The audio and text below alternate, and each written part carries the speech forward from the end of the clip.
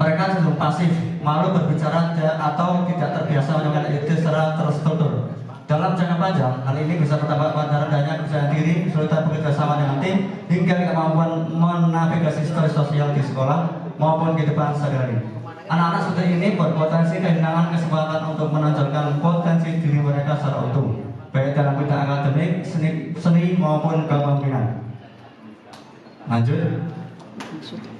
Selain itu, di tengah maraknya penggunaan gawai dan media sosial, ironi terjadi, anak-anak semakin terlalu informasi, tapi tidak dibekali keterampilan untuk mengekspresikan pikiran dan perasaannya dengan cara yang sehat dan membangun. Banyak dari mereka terbiasa berkomunikasi lewat tulisan singkat, emotikon atau video pendek, namun tidak mampu menyampaikan gagasan secara verbal dan struktur yang baik dan penuh makna. Kemampuan menyusun narasi, bercerita, dan memakai audiens menjadi aspek yang sangat jarang dilatih. Literasi ekspresi yang mencakup kemampuan anak untuk mengungkapkan ide, emosi, dan pengalaman melalui kata-kata, cerita, drama, puisi, atau media lain memiliki peran penting dalam membentuk karakter anak. Literasi ini bukan sekadar keterampilan bahasa, tapi juga alat untuk anak mengenali dirinya, memahami orang lain, serta membangun empati dan kreativitas. Urgensinya semakin besar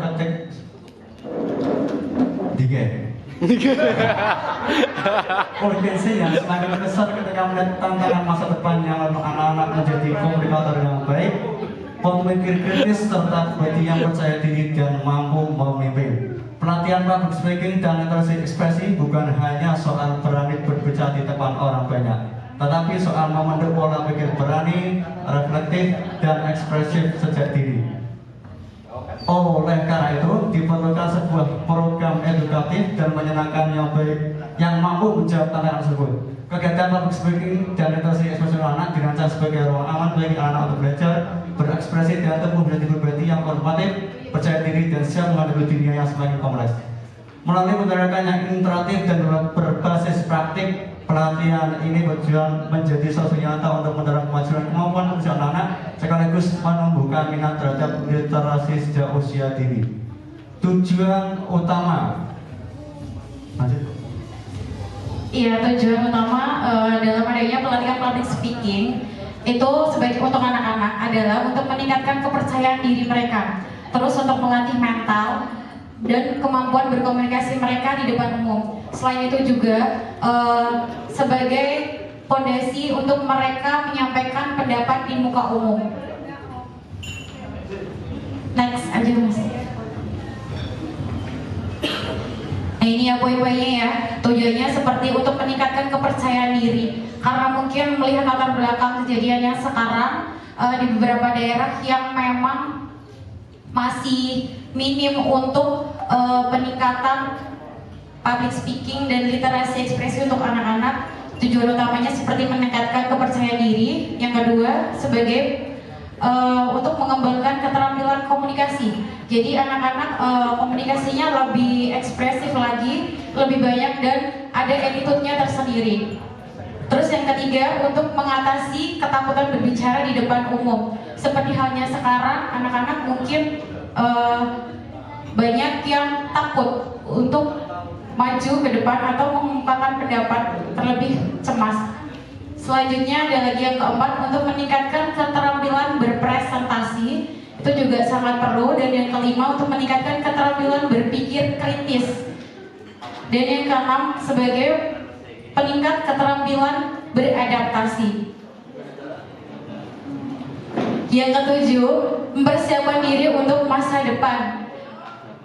Dengan demikian, pelatihan public speaking untuk anak bukan hanya tentang berbicara di depan umum atau berbicara di depan orang banyak, tetapi juga tentang bagaimana mengembangkan berbagai keterampilan penting yang akan bermanfaat untuk mereka sepanjang masa depannya nanti atau sepanjang hidup. Nah, untuk sasaran pelatihan public speaking dan literasi ekspresi untuk anak-anak ini, kita sasarannya adalah untuk anak usia 7 sampai 12 tahun atau siswa SD, terutama di Desa Kulu, Kecamatan Karanganyar.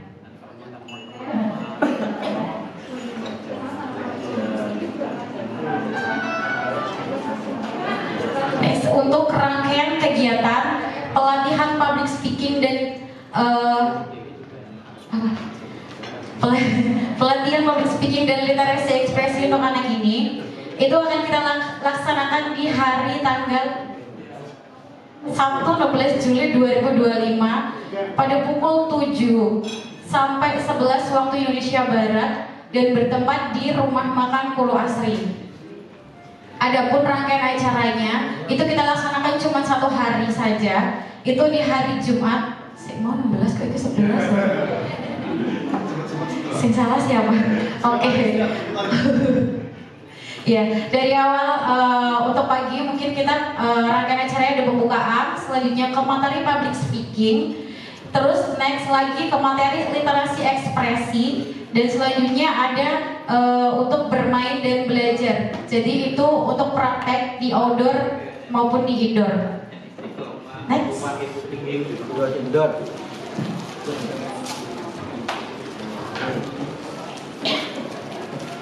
Nah, untuk rangkaiannya sendiri ada opening ceremony. Opening ceremony itu mengawali dengan pembukaan, pertanda acara akan segera dimulai. Yang kedua, ada materi untuk public speaking. Nah, materi untuk public speaking ini nanti akan diisi oleh TBM Kabupaten Pekalongan sebagai program yang dirancang untuk meningkatkan kemampuan seseorang, terutama untuk anak-anak dalam berbicara di depan umum, baik untuk presentasi, pidato, dan lain-lain. Selanjutnya ada materi literasi ekspresi. Ini sebenarnya sama dan ini akan diisi oleh TBM Kabupaten Pekalongan juga dan berfokus pada pengembangan kemampuan anak dalam memahami, mengekspresikan, dan juga mengelola emosional. Selanjutnya ada struktur kepanitiaan penyelenggara pelatihan public speaking dan literasi ekspresi. Ada penanggung jawab, ada ketua, sekretaris, seksi konsumsi, steering committee, ada banyak ya, seperti di layar ya, seksi dan seksi sekali. Seksi sekali.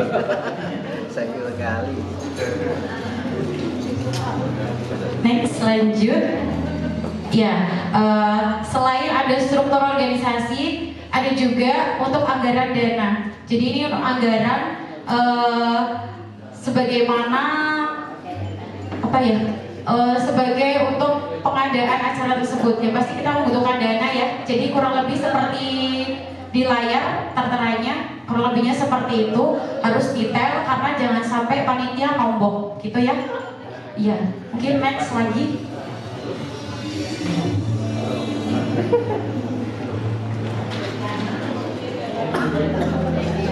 Nah, setelah tadi sudah semua ada struktur organisasi dan juga ada anggaran, rumusan masalah dan lain-lain.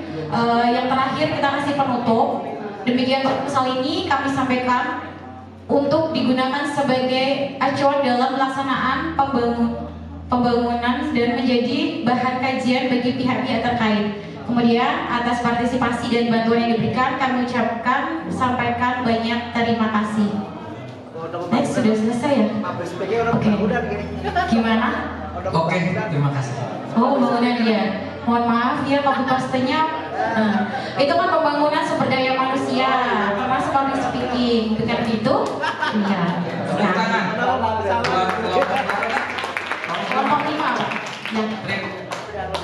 Ada sekian presentasi dari kita kelompok 5, kurang lebihnya mohon maaf. Fastabiqul khairat. Wassalamualaikum warahmatullahi wabarakatuh. Waalaikumsalam warahmatullahi wabarakatuh. Jadi bisa kelihatan Muhammadiyah atau NU itu Fastabiqul atau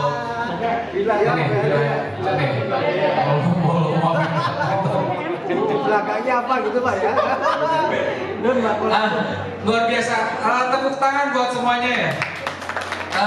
Mohon maaf presentasinya 3 aja, tetapi tugas yang tadi mohon dimasukkan ke grup karena ini bisa jadi referensi kegiatan-kegiatan di komunitas literasi masing-masing. Dilengkapi aja. Saya perhatikan ya overall bagus semua ya dari sisi struktur. Kalaupun tadi singkat-singkat karena memang waktunya. Dan tadi juga ada kejujuran di sana pakai ChatGPT gitu ya. Saya cuma mengingatkan saja ada studi terakhir dari MIT, Massachusetts Institute of Technology. di studi itu menyatakan bahwa ChatGPT itu atau OpenAI atau AI itu memang meningkatkan produktivitas, tetapi menurunkan kreativitas kalau kita plak-ketiplak gitu aja. Jadi tetap harus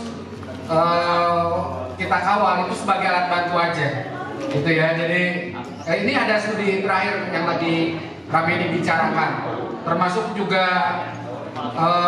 kurang bagus dalam psikomotorik untuk tangan dan sebagainya. Rata-rata gen alpha ini tulisannya jelek-jelek, benar nggak?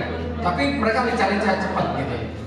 Mungkin ada di sini yang guru kayak gitu. Jadi ChatGPT oke sebagai alat bantu, tetapi ide dan sebagainya itu teman-teman semua yang harus apa namanya lebih genuine kayak gitu. Karena waktu saya udah ngambil waktu materi selanjutnya terlalu banyak dan beliau sudah nunggu di luar dari tadi, kurang lebihnya saya mohon maaf. Sekali lagi tugasnya tadi enggak, sebenarnya waktu saya dari 10.45 udah habis. Kita 10 balik. Apa namanya, tugasnya tadi mohon tetap di submit ya. Kalau belum lengkap dilengkapi aja dulu, karena nanti itu juga sebagai bentuk dokumentasi kita bisa sharing. Sekali lagi mohon maaf atas segala kekurangannya. Kalau ada kelebihan dari Allah Subhanahu wa taala, kalau ada kekurangan dari Bunda Dorce ya. Kata Dorce kalau ada kekurangan. Terima kasih, saya serahkan ke Mas Jaki. Wassalamualaikum warahmatullahi wabarakatuh. Waalaikumsalam warahmatullahi wabarakatuh. Berikan tepuk tangan yang meriah Bapak Ibu untuk Pak Yoga atas materi yang luar biasa tentang penyusunan proposal ya Bapak Ibu. Baik Bapak Ibu, setelah ini kita akan melanjutkan sesi berikutnya gitu dengan narasumber yang berbeda. Boleh dirapikan dulu tempat duduknya atau boleh kembali ke habitatnya. Kita akan melanjutkan materi yang tidak kalah menariknya Bapak Ibu ya. Kalau tadi tentang proposal, tentang kata-kata begitu ya, sesaat lagi kita akan belajar bagaimana cara membuat RAB ya. Tadi sudah disinggung sama pemateri sebelumnya sama Pak Yoga bahwasanya di proposal itu ada RAB-nya. Saat ini kita akan belajar bagaimana cara membuat RAB yang baik dan benar. Silakan kita ingat.